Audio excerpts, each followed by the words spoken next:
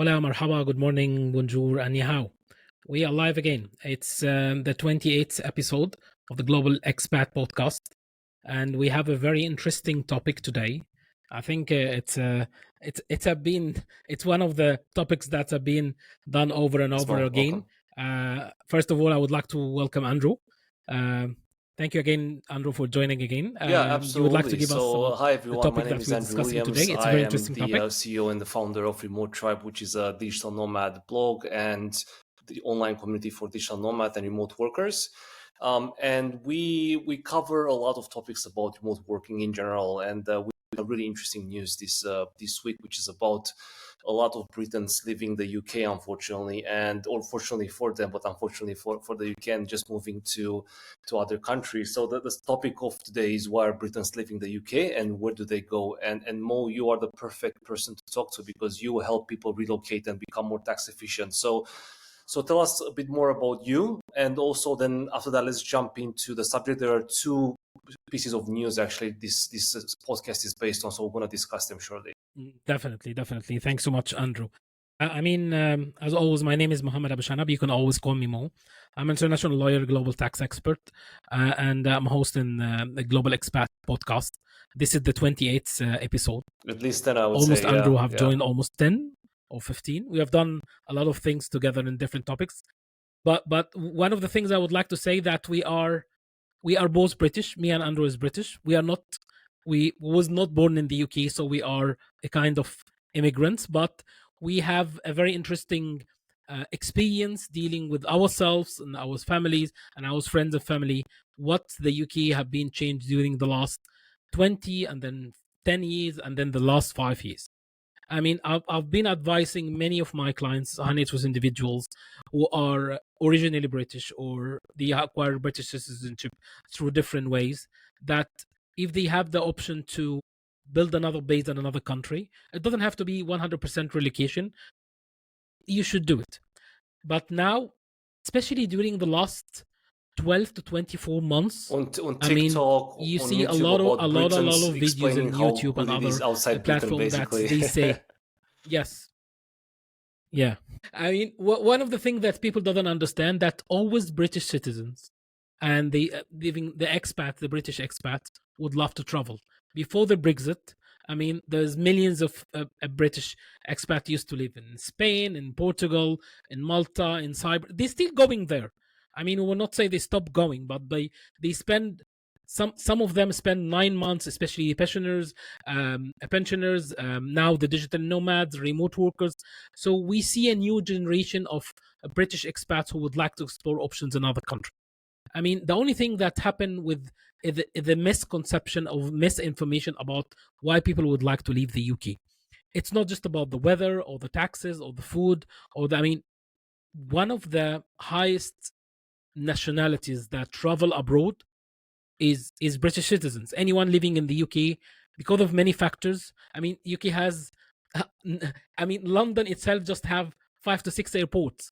So if you have one city that have 5 major airports, that means London the is the destination best you can connected go airport in the world. from I just London saw to top, and I almost think anywhere in the Milan world. was number 5, I mean, and then Bangkok was number 10. Pretty good though. That's right. So yeah, in Asia, that's right. So people travel. I mean, the focus now, they say UK is finished, it's end. No, UK will never end. It's like an opportunities. When the Brexit happened, there is a lot of doors was closed and then many other doors was open.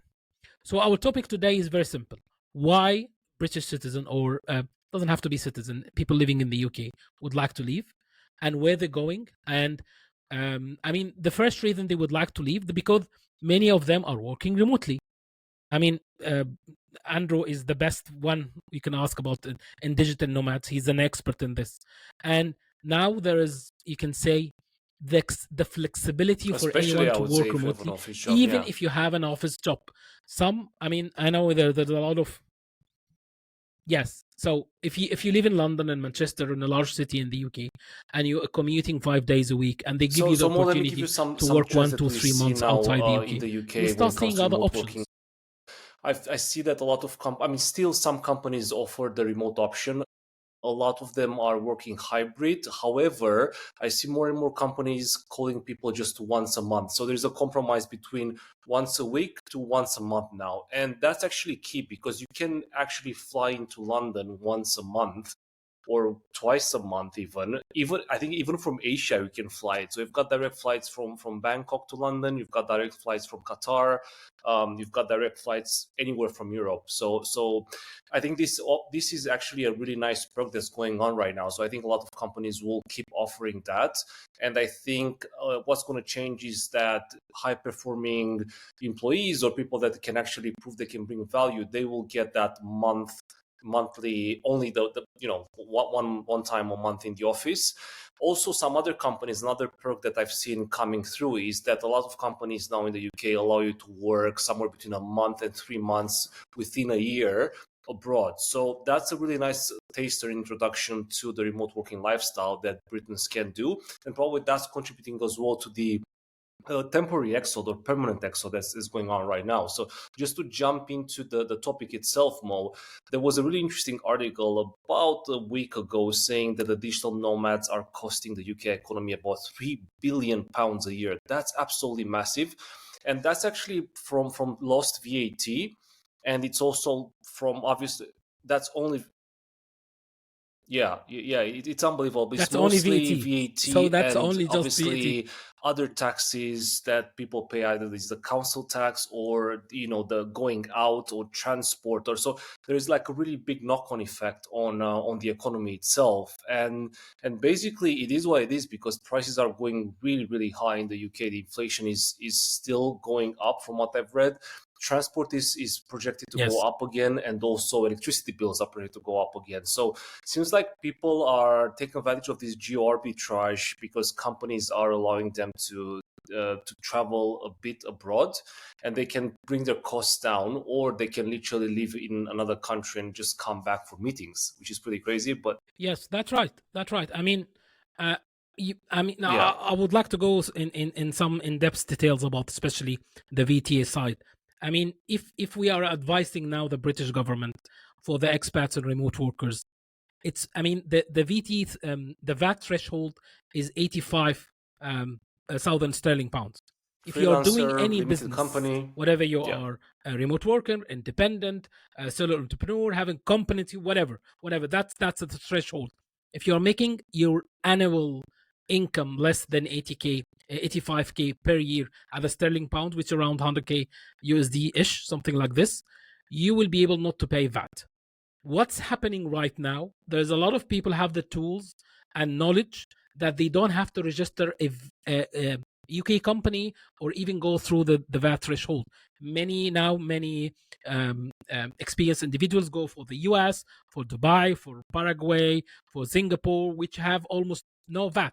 The VAT in Dubai is just 5%, and you have to starting from 35k, 35,000k dirhams, which are around the same 100k USD. But the only thing is that the people now have the knowledge that they don't have to pay VAT. It's legal. But my advice for the British government, especially on the tax, I'm not sure the Labour government will accept something like this, is to put the threshold in 1 million. See what will happen if you can do business in the UK and you have the threshold, the flexibility from 85k to 1 million. That will bring a lot of people back to the UK. They can use the banking system. They can, even if they're not living there, they will have will be the yeah, income instant and boost more. to the British economy. But I'm not sure they will do this. This is a very hard thing. But I've seen it in other countries. I mean, if you compare to the tax system in Singapore, you can do business, you can incorporate your business, and you're not being taxed until you make 1 million Singaporean dollars. So the idea is that the old mentality That's of right. government That's that right. we have to tax everyone, this will not work in the new age. Governments have to think beyond the short term. They have to think long term. There is a war now against the remote working and the digital And nomads, also but the mindset. the new generation Yeah, have also all the the tools mindset. they They need don't like to being work stuck in a online. place. Basically, the They don't need best the UK country will anymore. win that offers the best incentives. It's a global world. Like we literally just entered the most global era of our time, I That's right. believe, and it's gonna get only more international. That's right. I've been doing this for almost 20 years. I look to, you can be a very British proud citizen. I love the UK. I love the British lifestyle, but I don't want to pay taxes because I have a lot of options. As myself, it's a weird mentality, but I look to countries not as nations. I look to countries as apps.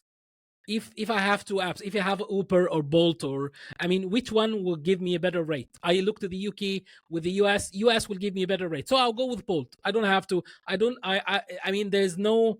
If I go to country, I didn't find Uber and find Bolt, or the other way around. That's how country. I look to countries at that. What kind of benefits or how can pay less taxes legally in different countries. That's the new mentality of the generations.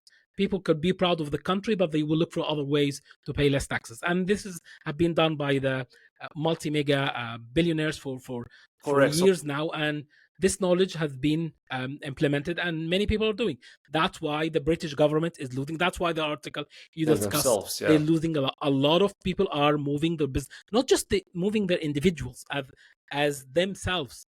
They relocating their businesses to other places, which is more easy. And if you try to do business now in the UK, it's more restrictive. Bank accounts asking for a lot of documents just to do normal business. The HMRC will ask you X, Y, and that. It was much more easier 10 years ago or even 20 years ago. So why are they doing this? It's much better to have an open door policy and try. I'm talking about people who are living in the UK. Think about people who would like to, or individuals and entrepreneurs who would like to come to the UK to start the business.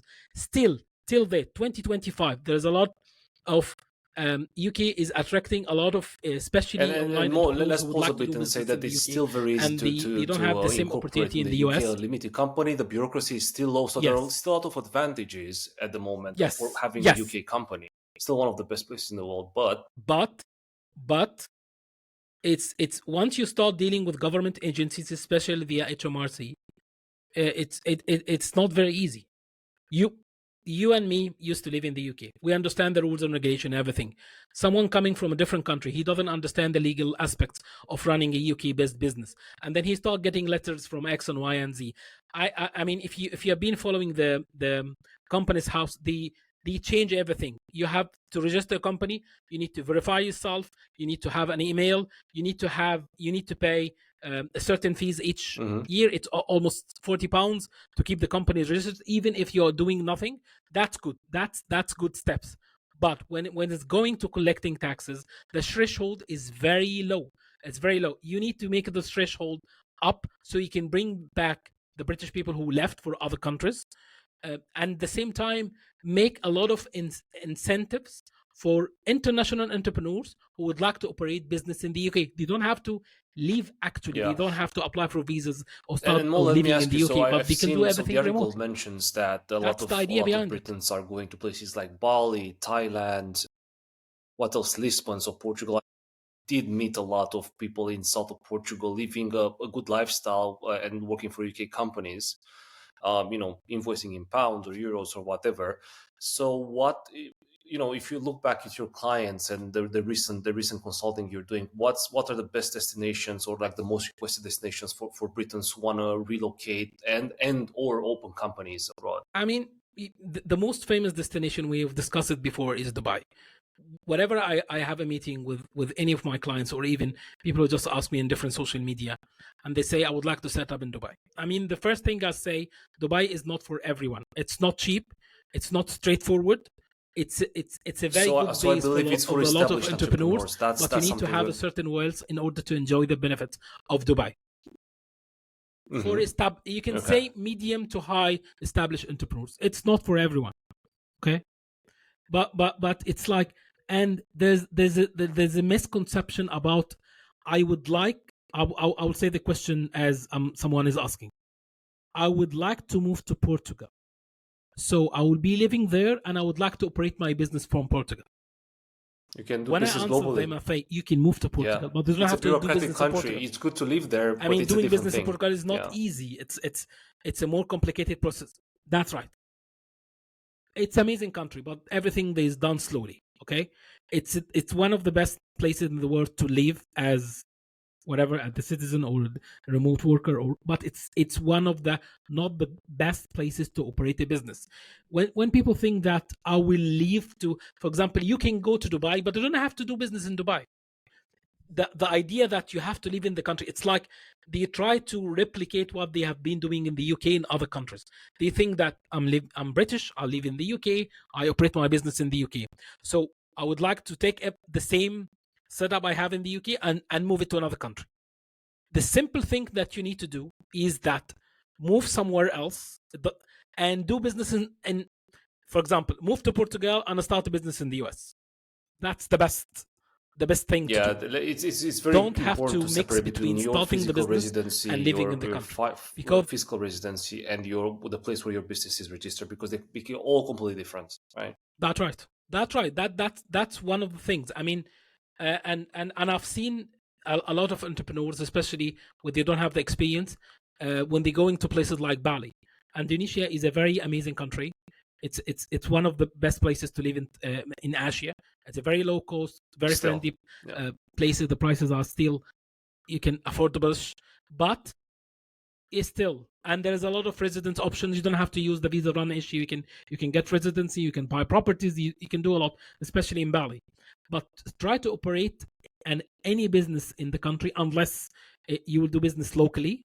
It's not an easy stuff. You need to do with another culture, another language, another barriers. I know the legal things and set up everything it's not that expensive, but at the end of the day, don't go for something that you will regret a couple of years ago. Always plan at least 1 year and then 5 years and 10 years. Don't just find something, because this is mistake happen all. I find an ad online say that I will set up my business in Asia, for example, in Thailand or in Indonesia or Bali, and it will cost me just a couple of grands and everything would be fine. No, don't set up a business in a place unless you are sure 100% that you will continue you understanding the rules. If you don't understanding the rules and regulation in this Indeed. country, have someone to help you, have someone local to help you. And That's the one idea. interesting thing I want to Set up mention, in a which I certain think country kind is of totally different contributes to setup all a this business. exodus of people in the UK, is that you've got the digital nomad visas, which are getting more and more sophisticated. So, for example, Thailand has the destination Thailand visa, also called the DTV, which is a 5-year visa, and you need a remote working contract, which for some people it's easy to get because that's what they do, and also gives you access to Thailand for 5 years, and you can live 6 months at a time. So that one if you compound the visa, and the Philippines is also releasing a visa now, and Malta has a visa, and Cyprus, and so on. If you put that together with the high cost of living in the UK, the ramping inflation which is still going on, it's kind of a no-brainer that people want to work from there and register a company somewhere else, but definitely don't live in the UK. Hence, the UK is losing a lot because of this. But it does make sense from a personal perspective, because you want to have a good life. Salaries haven't gone up in the UK in the last few years a lot. I mean, compared to inflation, they're probably they're negative, the increase. So the option is to have a remote job, maybe, which is less paid, or become a freelancer and then just move abroad and just connect to London or other places in the UK from time to time. Still a good place for networking, still a good place to meet international people. However, there is still a problem with the cost of living, which is true. And I'm not surprised, the people are leaving and trying to live somewhere else. It's pretty obvious. That's the thing. I mean, I have a lot of friends who are still living in London. I mean, even they don't have a mortgage, they own their properties upright. But the only thing is that Transports, some of them trains. calculate how much they are paying only for council tax and electricity bill and other bills, and they say I can live in other places with the same price just of the bills. So if they just shut the home and they go somewhere else for a couple of months, especially in the winter, they'll be able to survive. So It's that's true, and that's a also new especially for young reality people, it's that it's was going to be not extremely available hard to afford the place before. to live. I So mean, if they will have to find yes, ways to live somehow else. Definitely, it's going to be very hard to get a mortgage in your 30s for the next generation because of inflation. So then the question is, well, what do you do? Like you've got these visas open now, you've got remote work. I think the answer is easy for some people. Some people probably will want to stay for different reasons. Fair enough. Yeah. yes. It's and one of the things I would like to add, that when you leave the UK, like many people have done, they think that once they exit the airport, they will be not a tax resident anymore. That's one of the misconceptions that people understand. That if the HMRC would like to ask me for anything, they say, sorry, I'm not living there anymore. I mean, HMRC doesn't understand. Sorry, you have to provide, not just provide documents. There's a lot of forms and a lot of steps you have to do to prove that you are not non-resident. Last week, I have a very interesting meeting with a very high net worth individuals, and he told me he's still invested in his ISA, which is only for UK tax resident. Even he left the UK for the last 10 years, and he need to prove that he doesn't have any, you can say, roots with the UK. I'll tell them, I mean, you've messed up the whole story. You're not living in the UK anymore. You sell all your properties, but you still have your ISA, and you invest money in the ISA. Is only for the people who are resident in the UK. You are making yourself a very worse situation with a very simple thing. I mean, you don't have to close the ISA, but you don't have to invest money once you leave the country. You're just a non-resident. There is a lot of things. And the second question is that I would like to still be a non-resident. Can I get a mortgage? Yes, you can get a mortgage. The only difference between the mortgage for non-resident and resident is the non-resident is still a little bit risky. Even you are British, they will consider you a non-resident, but you have to pay a little bit more on the interest rate. But if you calculate how much the difference between the resident mortgage and the non-resident Correct. mortgage, with how much you are saving in tax, could be up to 50%. You will be better off in any way. That's the thing, because they say I would like to stay a UK resident because I will lose access to the GP. No one accesses GP anymore. It's I mean, so it's like there's a lot of people who lived for the UK for ages now, and they pay for private healthcare. The society have changed. There used to be free resources that you get, being, you can say, the perks or benefits. It's not there anymore. So why you still hook yourself to a place and you charge yourself a lot? And it's not just about the UK, it's about any high tax-paying country. I have a lot of clients from Sweden, from Norway, from Denmark, and they have the highest tax rate in the entire world. And if they just even moved from Denmark or Sweden to they don't have to move outside the EU, but if you can move to Portugal, Malta, Cyprus, there's a lot of other places, they will save a lot of money, especially if they're making tons of money online. They don't have to stick in one place. That's the idea. That's why governments try to make it hard for people to leave the countries, but they don't understand that they are dealing with a new generation. They don't have the. It's all about I mean, the new flexibility. It's generation all about doesn't low care anymore. liability I mean, and I just minimalism, view I the believe. benefit. That, Yeah, yeah. So they're extremely yes, flexible. They have to be. They have to that's be the at the thing. moment. That's the idea. So the yeah, and by the way, there's a lot of other countries understand this, and they make a lot of programs to attract. It's not just, by the way, the digital nomad visas. So Other let's countries talk trying to about that more, attract, because there as was, you again, can there was say, another the upper interesting class news, I of the think, in digital the same nomad who newspaper in invest. CTM, saying that a lot of billionaires and millionaires have left the UK. So let's talk about that. You know, it's a different, therefore they have different markets, and different people with different levels of income. But how about that? So where do those people live, and why do you think they live? Is still because of high tax, or just for the lifestyle? What's your experience with that? The reason for the they call them the centimillionaires, who anyone who is making then a couple of millions at income per year. The reason for these people are leaving because of the changing in the non-dom tax status. I mean, the difference between, I'll make it very simple to understand, between the dom and the non-dom, because it's domiciled or non-domiciled, and the HMRC rules are very complicated to explain. But it's very simple. If you used to live in the UK, you have two options for a long term. You can say, I'm non-domiciled in the UK because I have another home. And one of the most famous individuals we can mention is the wife of Rishi Sunak, the last British Prime Minister for the UK. She's Indian national. She is not British, but she was lived in the UK for a lot of time with Rishi. That's and she is not a domiciled as taxes for the UK. She's still have the Indian citizenship, she still have a home in India and other countries, definitely, but she is not obliged to pay all worldwide income in the UK. This is rule have been changed by the Labour government. The Labour government can say, sorry, we have to treat everyone the same. There is no And is that in effect non-dom already? status. It's already This is closed. you can say a tax loophole, and they close it. No, Mhm. it's closed. The rule have been from the new implemented, fiscal year but it in will the be UK, implemented which is in next month. April. We are Yeah. today in March. It will be fully implemented in April. Yes, in the next tax year, which is April, the next month.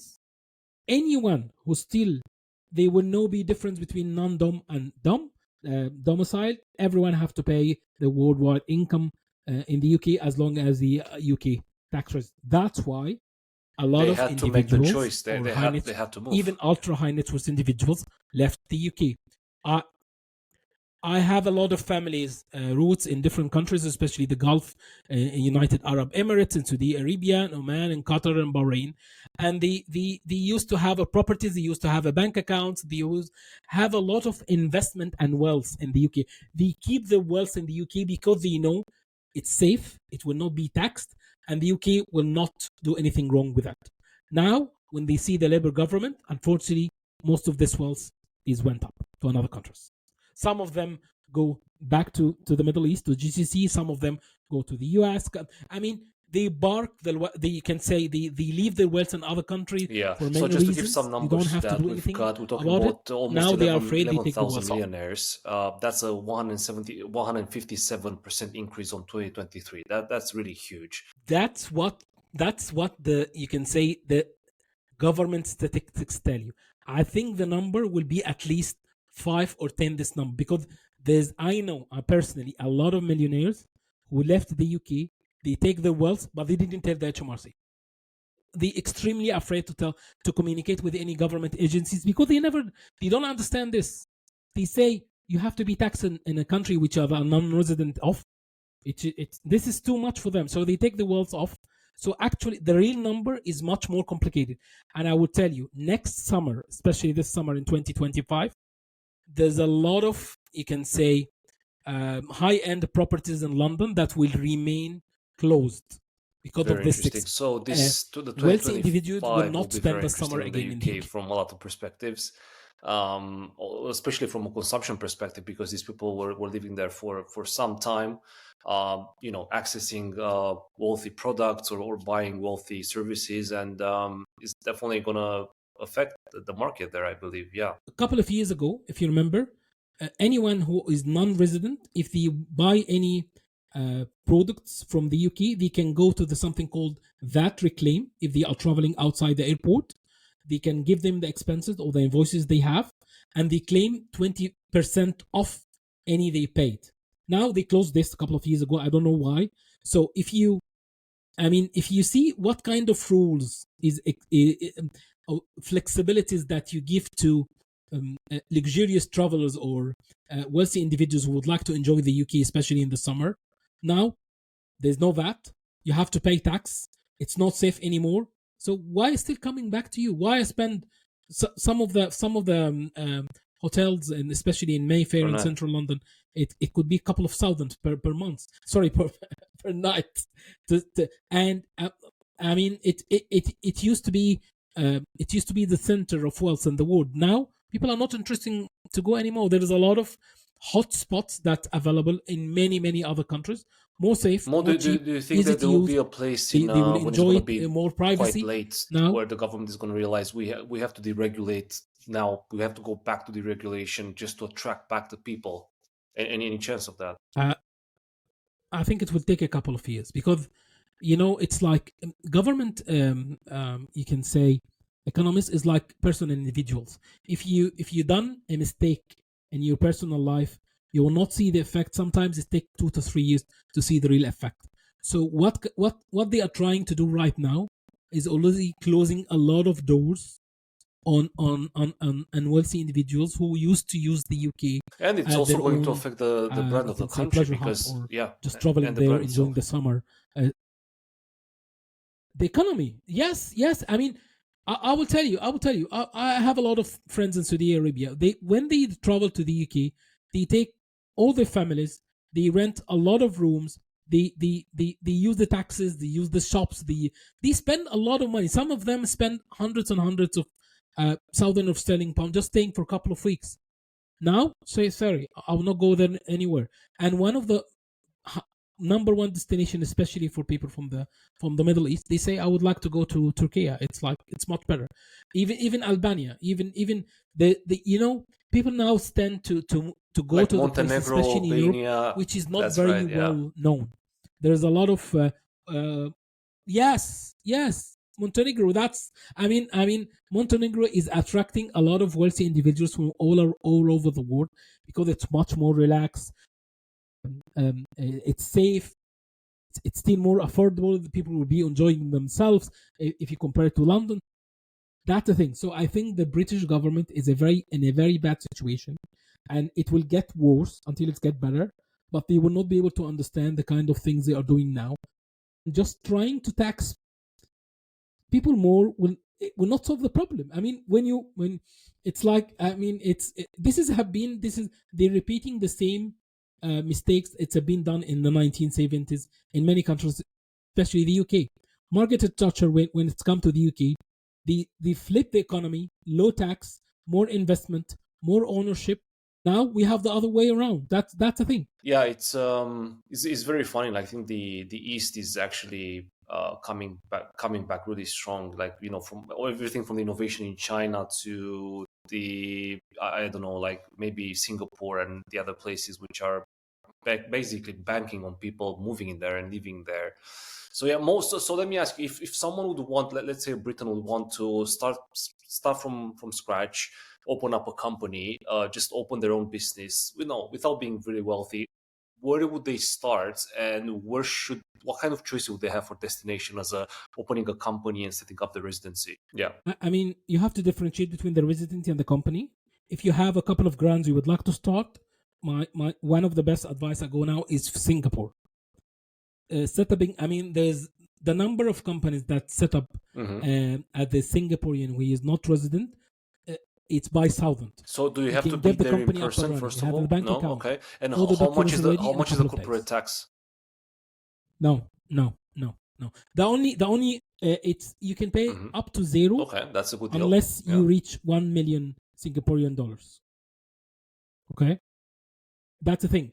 The VAT also, there's no VAT and the threshold. I don't have the numbers in my mind, but Singapore is a very good destination if you are Do doing a you remote do you work and need you would like a to keep specific traveling, threshold to invest and you don't need to be in the resident in the capital fund country. of the company, like a minimum required? No. The only you can say drawback in operating a business in Singapore, that you need to have a local director. You need to pay someone a month yearly fees. He need to be a local director, but it's a part of the business they have. This local director Yeah. need to they ask for a couple of more documents for KYC. That's a standard thing, but it's not like other countries like the US LLC where you can operate it. There's no director needed, And but more, in and I know, Singapore you need like to have a last local year or two director years ago, you're who will recommending have the fees on a yearly the basis. ink companies in the US. Did something change? I know there were some changes to Wyoming or some other states, but would you still recommend for people who want to start or set up an online business to incorporate in the US? I know they have some high tax for maintaining the company, some of them. So what would you say? How would you compare Singapore to that? Like Wyoming, Delaware, so on and so forth. I mean, the difference now, I've seen that there's a big issue now for if you would like to operate a business in the US, especially for non-resident. They are not accepting addresses from virtual mail addresses. You need to have something called actual lease agreement. If you don't know someone there to operate in your behalf, his name doesn't have to be in the paper, but So you need to did have that change from a last real year? address, not a PO box. That's the thing. That changed last year. And that's why there is a many bank accounts or they're asking for documents to prove that Yeah, this address is not actually that's an how I think address that's the and old it's not model a from a rented few PO years ago, box. where people would just open a virtual address and then register for the company. So that doesn't work anymore. Yes, virtual address is not working anymore in the not just the US, even the UK. Many other countries are not accepting virtual addresses. and there's a legal way around it. You can find anyone who actually, for example, living in the US, and he So can they have to provide you with a take you in their space, tenancy basically. agreement under his own lease agreement, and you can use this agreement. Yes, you are renting from someone is renting as a subletting, and you use this official document to communicate and prove that you have an address in the US or any other country. This could be done in the UK, in the US, and many other countries. But now it's, if you're going straight and you don't know anyone, if you don't know anyone who can help you with this, we help a lot of our customers. But the only thing is that it's more cost involved. If you're thinking that I'll go to the US, it will cost just a couple of hundreds. No, it's getting more expensive because of the regulatory side. Dealing with banks and officials, it's costing more. And this is a little bit drawback, but because that's one of things the change things I all always the tell. time. There is no one best ever country in the world. It not just change all the time. The rules keep changing, and you need to know the rules. If you say, I started the company a couple of years ago and everything will stay the same forever, no. Even in the UK, I mean, now to start a company, the company's house in the UK is doing KYC verification of all the new directors. If you don't have a previous director name in the company's house, which is the government agency that register the company, they will not accept you, and they will ask you a lot of documents. Whatever you are resident or non-resident, that's the thing. Governments are trying to collect more information. They try to know who are operating the companies, and if you don't have the kind of legal experience and expertise that's helping you, that's why a lot of online platforms will lead to nothing. I know a lot of friends who go there and register the US LLC or UK limited companies, register the company, but they don't know how to operate it. This knowledge takes time and experience to get it, and that's why you can easier hire someone like myself or yourself, or especially in the UK. I don't think it's that complicated in the UK. I don't know about the US. It's not a very hard thing to learn. It's not that complicated, but one of the things I was thinking is that there's a lot of new entrepreneurs who ask the same question over and over again. And I'm thinking to put a lot of courses, especially on how to operate a company in the UK, how to understand the VAT regulations, how to, for example, form not just a limited company, an LLP company, what's the difference between LLP and US, what's the difference between different residencies. That's a lot of questions that you need hands-on experience to understand and give this information to someone else. Let's talk about. So I'm thinking about setting up a lot of courses about your services. this. So how can you help people change their residency, and what kind of being more tax efficient? What kind of services do you provide? Let us know. We help entrepreneurs and investors who would like to reduce their taxes, whatever they are applying for a second residency, getting a new passport, or opening a company in different company. The only thing that I do now, I'm only accepting anyone who at least he is paying.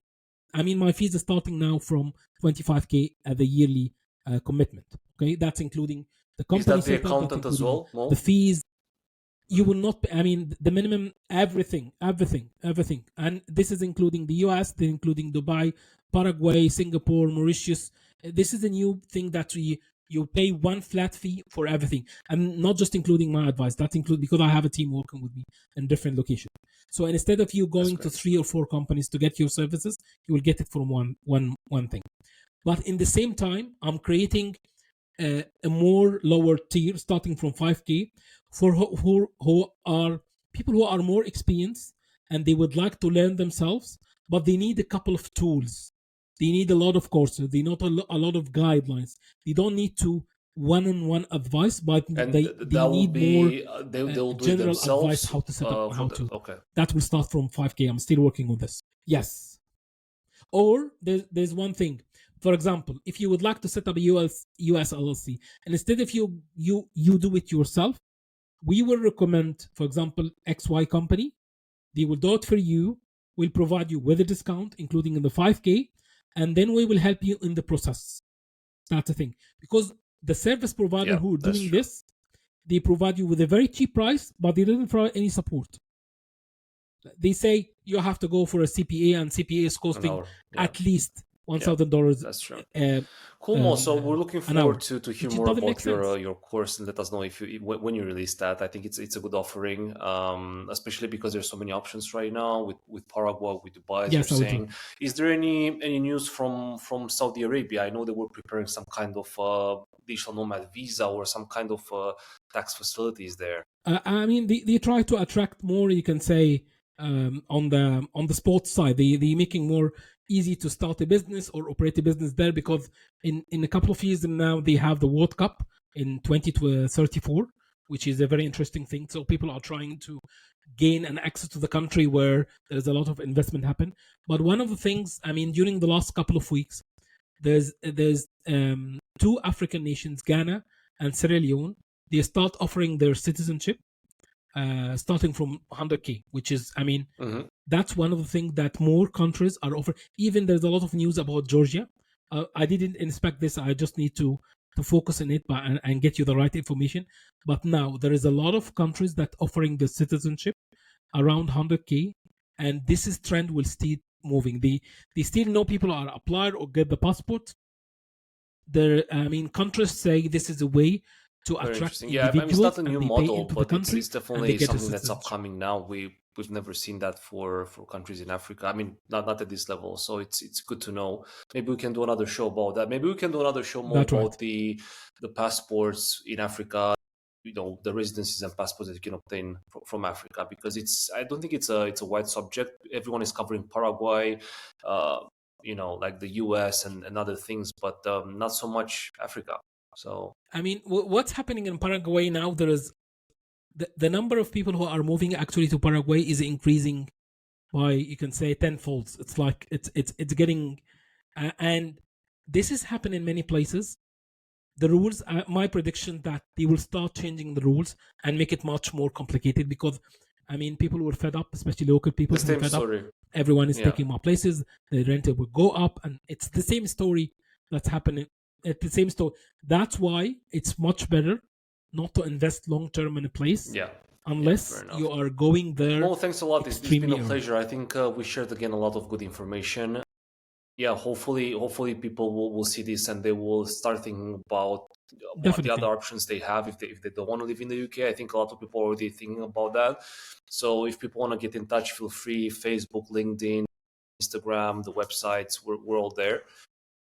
And yeah, thanks a lot. Anything in the end, Mo? So any other trends you see when it comes to I don't know, remote working or residencies past? Is there any new hot thing on the block right now? There's a lot of changes happening right now, especially in high tax countries in France and other countries. Yeah. Netherlands, they try to implement the exit tax. We can discuss this in the coming shows. How to be ready with the exit tax. It is something that could be.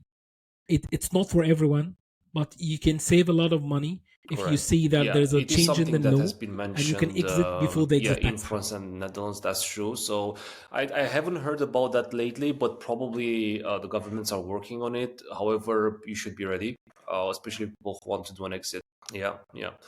Thanks a lot, Mo. Till next time. Thanks for all the information and see you soon. Take care. Definitely. Yes, yeah. Bye. It's my pleasure. And always stay global, my friends. Bye bye.